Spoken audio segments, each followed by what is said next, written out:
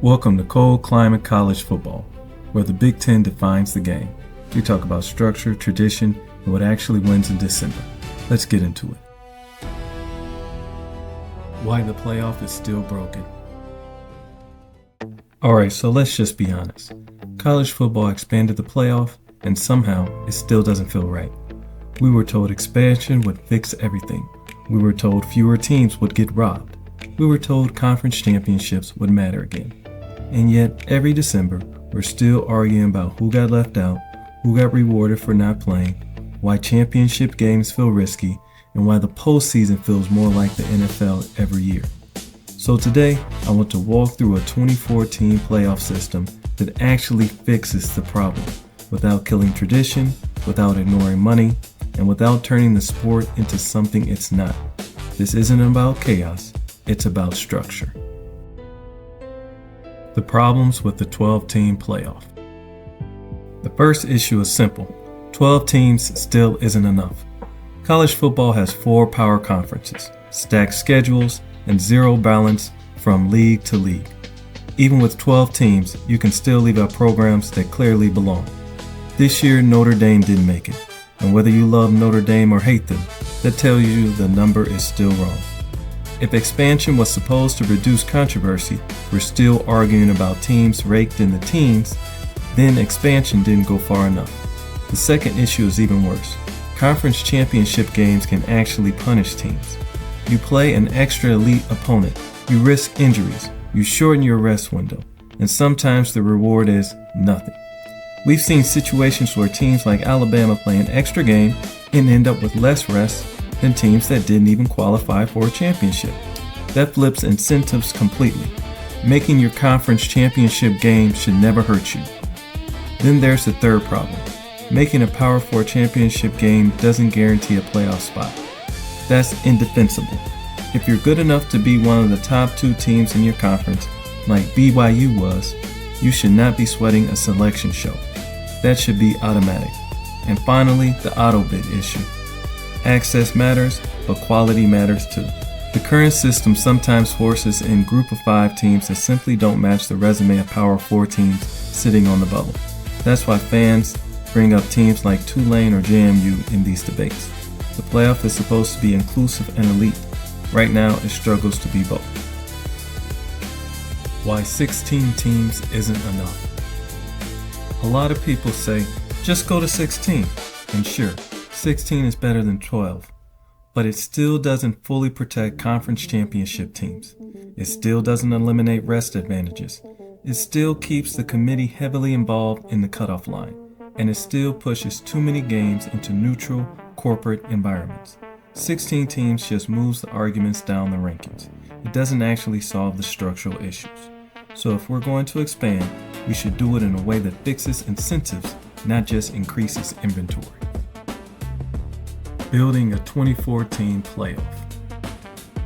Here's how this system works. First, every Power 4 conference championship participant is in. That's 8 teams total. After championship weekend, the committee ranks those 8 teams 1 through 8. These teams all receive a first-round bye and are guaranteed a home game in round 2. If you earn a championship appearance, you are rewarded, period. Next, from each Power 4 conference, the next 2 ranked teams receive automatic bids. That adds 8 more teams. If you finish top 4 in a Power 4 league, you've proven something, you're in. Then the committee selects 6 at-large teams. This protects elite independents, stacked conferences, and teams with strong resumes that didn't get the right breaks.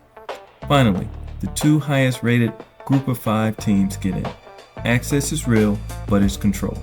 Once the field is set, the committee ranks teams 9 through 24, and that determines the bracket. Round 1. Campus playoff games. Here's where the playoff gets its soul back. Teams ranked 9 through 16 host round 1 games on their campuses.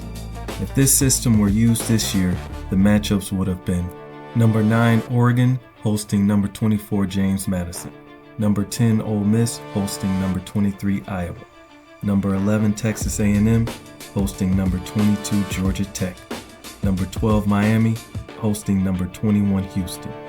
Number 13 Notre Dame hosting number 20 Tulane.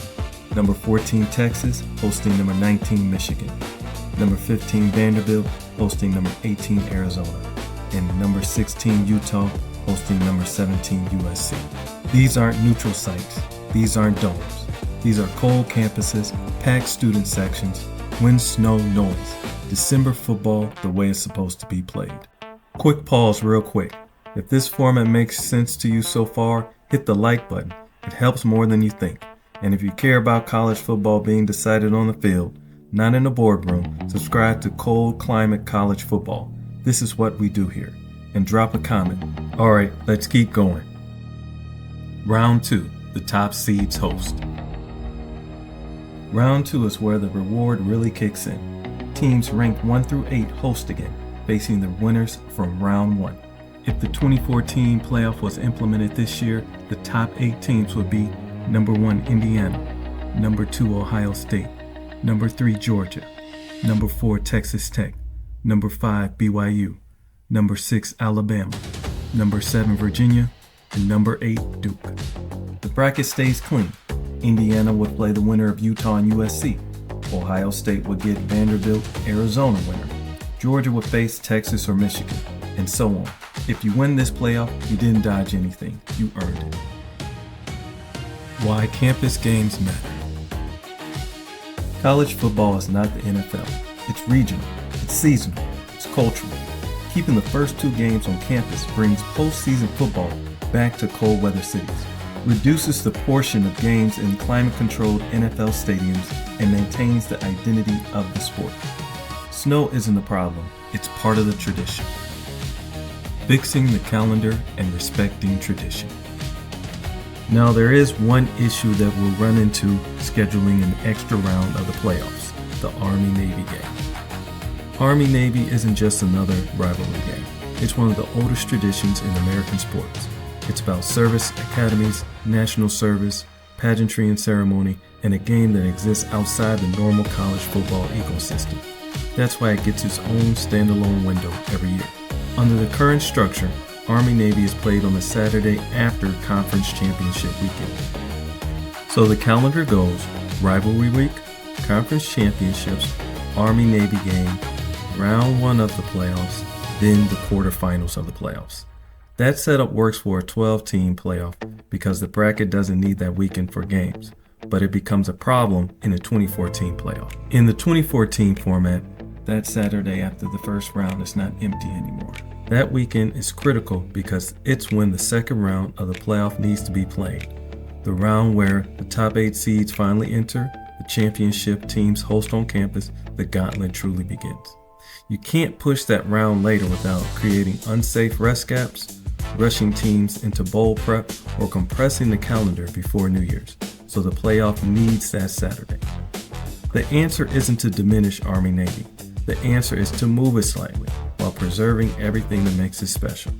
In the 2014 playoff model, Army-Navy moves to Friday night before Conference Championship Saturday. That gives it a standalone national window, no competing games, full media focus, all ceremonial elements intact. Friday night also works out culturally. It becomes an event, not just another Saturday kickoff, and it avoids competing with championship games entirely. Nothing about the game is cheated.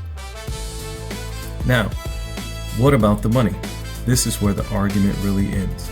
Yes, moving Army-Navy will require compensation to the broadcaster, but the extra round created by the 2014 playoff generates hundreds of millions of dollars annually.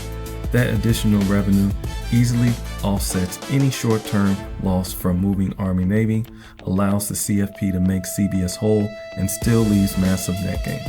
From a financial standpoint, this isn't even a close call. Why New Year's belongs to the playoff. Some people ask why the national championship can't be played on New Year's Eve or New Year's Day. Here's the truth. It's financially impossible. Television networks make enormous money with quarterfinal games on those days. Those windows generate massive ratings and ad revenue, and they're not giving them up. So instead of fighting that reality, this format works with it. New Year's stays the home of the quarterfinals, and the playoff stays financially viable. The Gauntlet makes a true champion. That extra round matters. The team standing at the end of a 2014 playoff has survived. Road games, home games, neutral site games, different styles, different environments. That's a champion. And it also creates something college football almost never allows: deep underdog runs. The kind of stories people love in March Madness. This format doesn't guarantee chaos, it allows it. So that's the 2014 playoff. More fairness, more campus football, more earned advantages, less corporate nonsense. If you care about the future of college football, this is the direction it needs to go. Let me know in the comments. What campus would be the toughest place to play in December? And is 24 teams too many or exactly right? I'll see you in the comments.